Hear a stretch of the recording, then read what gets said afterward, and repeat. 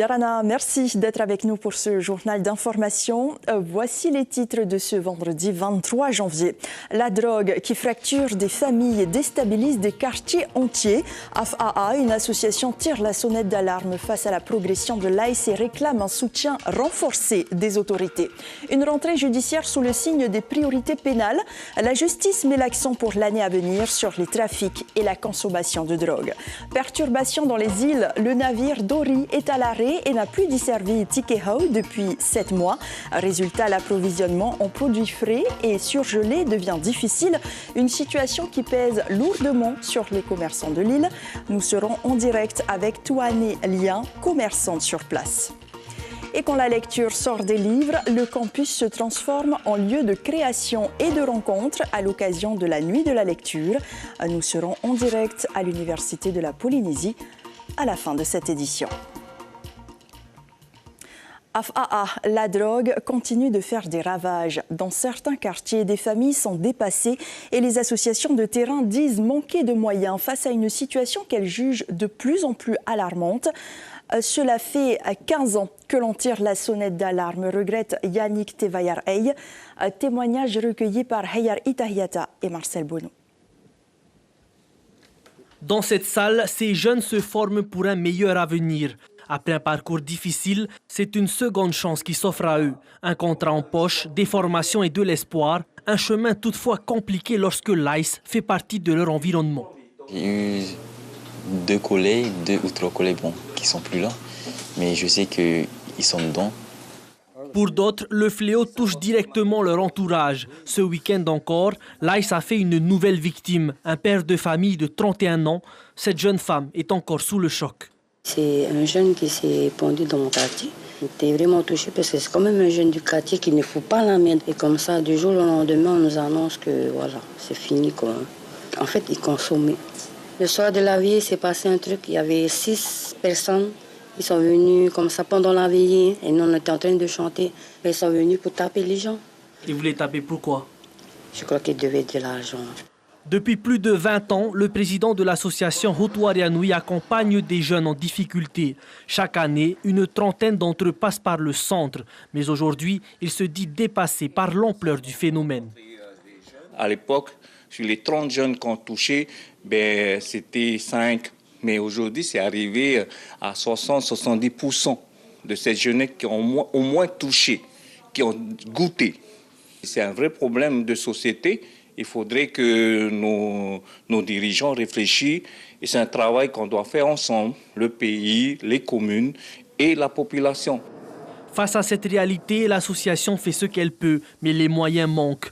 À son tour donc, le président de Hotouarianoui appelle à la création d'un centre de sevrage pour les jeunes à Tahiti.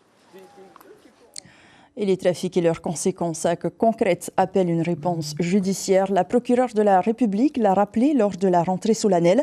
Elle cible 3 chantiers prioritaires, la drogue, les violences intrafamiliales et la sécurité de tous les jours. Chiquita Teiva et Patrick Sing Sing.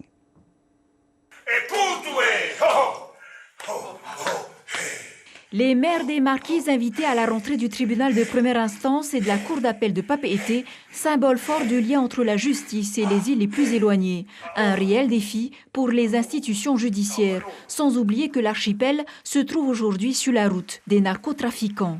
Il est très important de renforcer le dispositif de surveillance, pas simplement, mais de renforcement des ressources humaines au travers de la gendarmerie, parce qu'il y a des communes, il y a des îles, il n'y a pas de gendarmerie.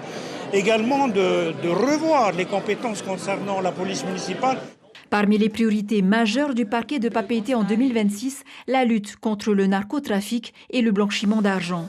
Le tribunal de Papeete en sous-effectif a pu obtenir un renfort de 12 nouveaux magistrats, greffiers et attachés de justice. Objectif, améliorer la qualité de traitement des dossiers. Ça doit surtout permettre d'organiser un travail de façon beaucoup plus affinée, de pouvoir améliorer la qualité du service judiciaire, de pouvoir creuser davantage, si je puis dire, dans les affaires, dans la façon de juger ou de poursuivre pour le parquet, et ensuite de pouvoir présenter aux justiciables un travail judiciaire, si je puis dire, beaucoup mieux fini. Autre priorité de la justice, les violences intrafamiliales et une attention particulière face aux agressions sexuelles faites aux femmes et aux enfants. En 7 ans de cour d'assises, ce sont 18 hommes qui ont été jugés pour avoir tué 18 hommes, femmes et enfants dans les foyers, dans les familles. Il faut donc bien travailler à la façon dont les liens interpersonnels se nouent dans les relations amoureuses, puis familiales. En attendant les prochaines audiences, l'année 2026 s'annonce déjà bien remplie. Sur notre site internet, cette information à lire. Les 5 tonnes de cocaïne saisies le 16 janvier au nord de Bora Bora ont été détruites en mer. Une décision administrative sans poursuite judiciaire en Polynésie qui fait débat, notamment sur l'impact environnemental. En politique, les rangs des candidats au municipal grossissent à Papeete. Mahinui Temari, figure du syndicalisme polynésien, annonce sa candidature sous la bannière du parti autonomiste Heri'ai Tenun Ayaura. Il veut redynamiser la capitale avec un programme axé sur la sécurité et le social, notamment la lutte contre les addictions et l'aide aux sans-abri. On l'écoute au micro de Marcel Bonneau. Il y a des lois qu'il faut faire respecter. Aujourd'hui, les personnes qui sont en place, je ne vais pas dire... Il y a des lois qu'il faut faire respecter. Aujourd'hui, les personnes qui sont en place, je ne vais pas dire les noms, parce que ce n'est pas mon rôle. Mais jusqu'à aujourd'hui, rien n'a été fait pour ces jeunes. Ils courent la rue. Et la preuve, aujourd'hui, il y a quoi? Il y a plus de 700 ou 1000 SDF dans la rue de Papeete. C'est vraiment grave. Et on ne peut pas les laisser comme ça. Je fais partie aussi de l'Église, je suis évangéliste. Je ne peux pas fermer les yeux, je ne peux pas fermer ma bouche. J'apporte la paix. Je vais apporter tout ce que j'ai dans mon cœur. C'est tout ce que je peux apporter. Si je veux dire apporter de l'argent, ils ne vont pas manger. Ça ne sert à rien. Mais si on doit travailler avec le cœur, comme j'ai fait sur le port, je crois que je peux faire avancer beaucoup de choses. Toujours en politique, la représentante des Tuamotu Ouest, Odette Homai, élue de Takaroa, démissionne du Tavinihuir Atira en désaccord avec la ligne politique du parti, notamment sur l'environnement et la stratégie indépendantiste. Elle siégera désormais chez les non-inscrits à l'Assemblée de la Polynésie. Un soutien financier majeur pour la protection des océans en Polynésie. Une enveloppe de 15 millions de dollars, soit 1,5 milliard de francs pacifiques, va être mobilisée pour renforcer la gouvernance des aires marines protégées. Ce financement repose sur une alliance d'ONG internationales, parmi lesquelles Pubertarily Ocean Legacy, un appui destiné à accompagner le pays dans la gestion durable de ses espaces maritimes. Le président du pays répond à Marcel Bonneau. Quand on protège de si vastes zones de notre ZEE, ça veut dire qu'on n'y a plus accès pour faire ce qu'on faisait habituellement, à savoir pêcher ou d'autres choses. Eh bien, il faut pouvoir proposer une diversification à nos populations, à nos communautés, pour que ceux qui ne pêchaient pas, par exemple, ceux qui pêchaient, qui ne pourront plus pêcher, puissent faire autre chose, de l'écotourisme, de la plongée, voilà. Et toutes ces actions en diversification, c'est aussi des domaines sur lesquels ces organisations peuvent nous aider. Autre sujet d'actualité dans les îles, place à Te Honut Amotu.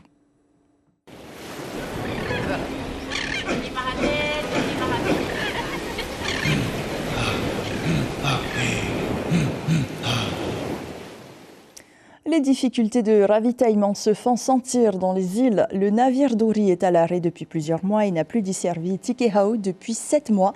Conséquence, pour les commerçants, l'approvisionnement en produits frais et surgelés devient compliqué, avec le Marevanui comme seule desserte désormais toutes les 2 semaines. Pour en parler ce soir, nous sommes en ligne avec Tuane Lien, commerçante sur l'atoll. Tuane Yorana. Merci de nous accorder un moment ce vendredi soir. Alors concrètement, aujourd'hui, qu'est-ce qui manque le plus dans les commerces de Tikehau? Alors aujourd'hui, nous manquons de produits frais, en particulier les fruits et légumes. Les produits surgelés sont également rares. Cela affecte aussi la qualité de vie de la population. Et avec une desserte toutes les 2 semaines, comment est-ce que vous vous adaptez pour gérer les stocks, notamment les produits frais et surgelés? Nous anticipons à faire le stock un peu plus de marchandises en mettant plusieurs produits sur le bateau, c'est-à-dire tout ce qui est frais et congelés, ainsi que les produits divers. Donc vous prenez de l'avance sur vos commandes, c'est ça? C'est ça. Il y a une problématique de stock aussi. Est-ce que vous avez assez de réfrigérateurs, de congélateurs pour stocker vos produits? Non, du tout. Et pourquoi ne pas vous tourner vers le fret aérien? Le fret aérien, il coûte un peu plus, il est coûteux et il n'y a pas assez de place aussi. Un nouveau navire Dory est annoncé pour les prochaines semaines. Vous êtes prête à patienter ou vous souhaitez une solution tout de suite? Oui, nous sommes prêts à patienter jusqu'à ce que le nouveau navire dessert. Donc aujourd'hui, est-ce que ça vous pénalise quand même ou vous pouvez encore patienter? Oh, nous pouvons patienter un petit peu et on essaye aussi de s'adapter avec ce qu'il y a. Merci beaucoup, Touane Liam, pour toutes ces précisions en direct depuis Tikehau, qui concerne donc la desserte maritime, le Dory, qui n'a plus desservi l'atoll depuis 7 mois. Et nous refermons maintenant cette page dédiée aux archipels.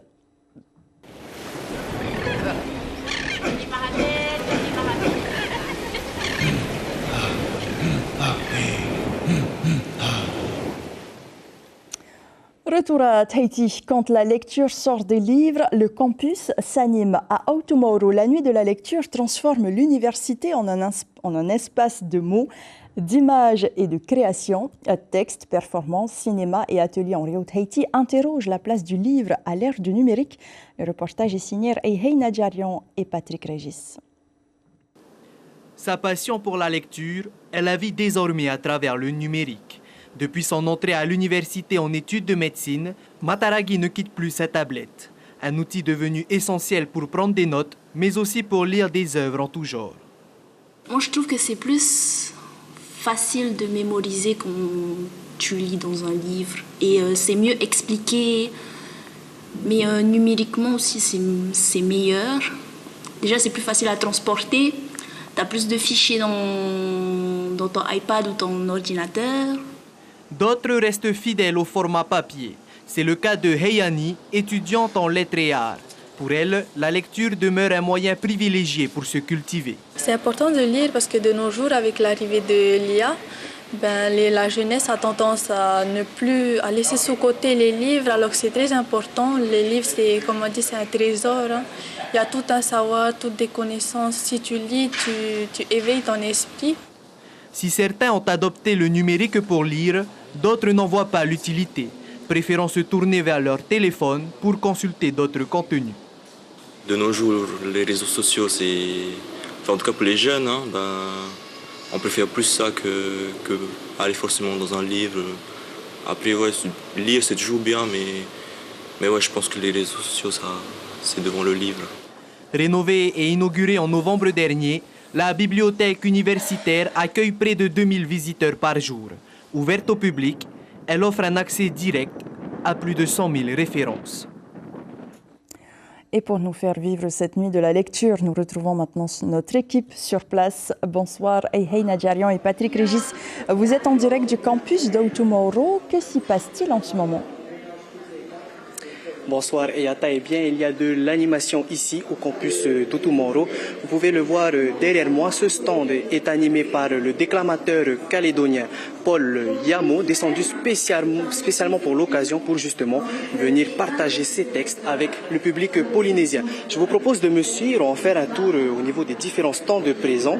À l'image, vous avez le stand des éditions Hairepo qui est justement en train d'exposer ses publications et je vous propose aussi de faire un petit focus sur l'un des livres.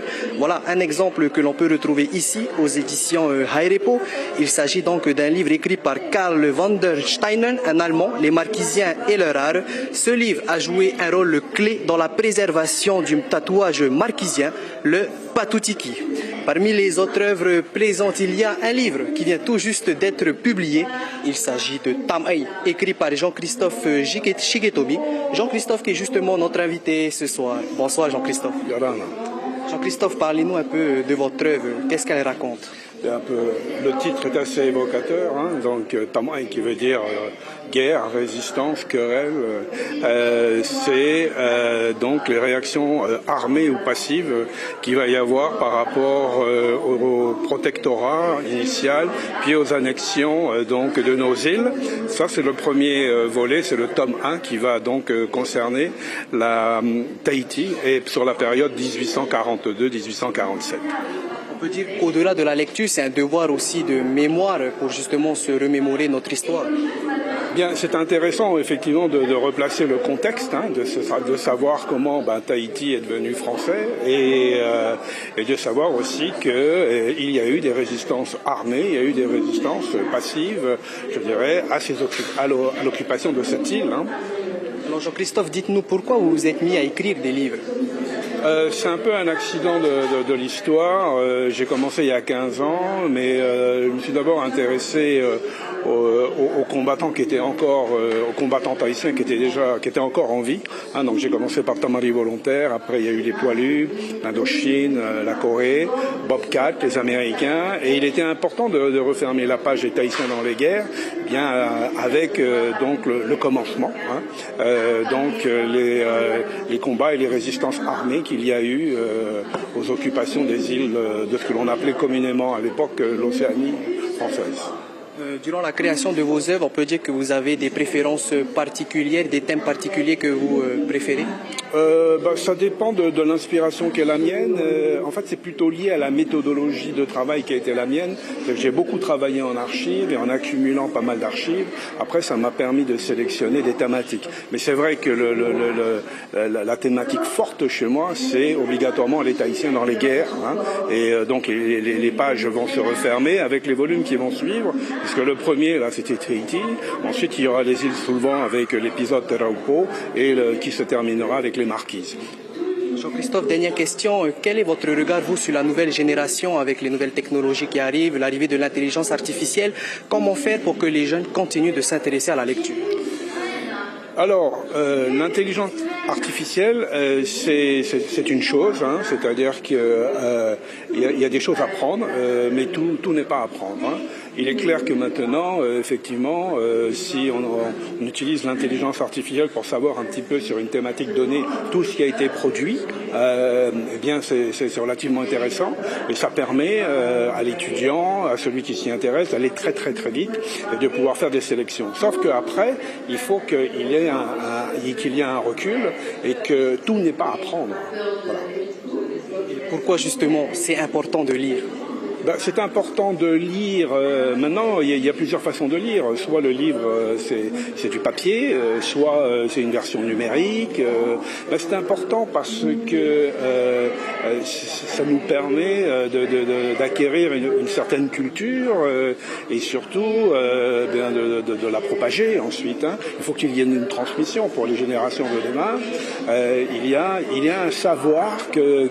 un savoir minimum qui doit être le nôtre. Et le livre reste encore aujourd'hui, même s'il est un peu supplanté par le numérique, reste encore aujourd'hui un outil de communication, je dirais, privilégié. Merci beaucoup Jean-Christophe pour toutes ces précisions et bon courage pour la suite. Voilà donc Ayata, à savoir qu'ici une cinquantaine de personnes ont fait le déplacement. Tous sont réunis autour d'une même passion. Vous l'avez entendu, la lecture. Merci beaucoup Heina Djarian et Patrick Régis pour cette escale culturelle à l'Université de la Polynésie. Et on y revient pour conclure. AFAA, l'association Hutuarianui, tire la sonnette d'alarme face aux ravages de l'ice. Le constat est terrible. 60 à 70% des jeunes suivis par la structure sont désormais touchés par la drogue. Son président réclame l'ouverture urgente d'un centre de sevrage. Et juste après ce journal, place à la découverte. Au programme ce soir, les voix des Outre-mer, puis un documentaire consacré à l'Égypte antique, entre histoire, croyances et civilisation millénaire. C'était l'essentiel de l'actualité de ce vendredi. Merci de votre fidélité. Très bon week-end et prudence sur les routes. Et à demain.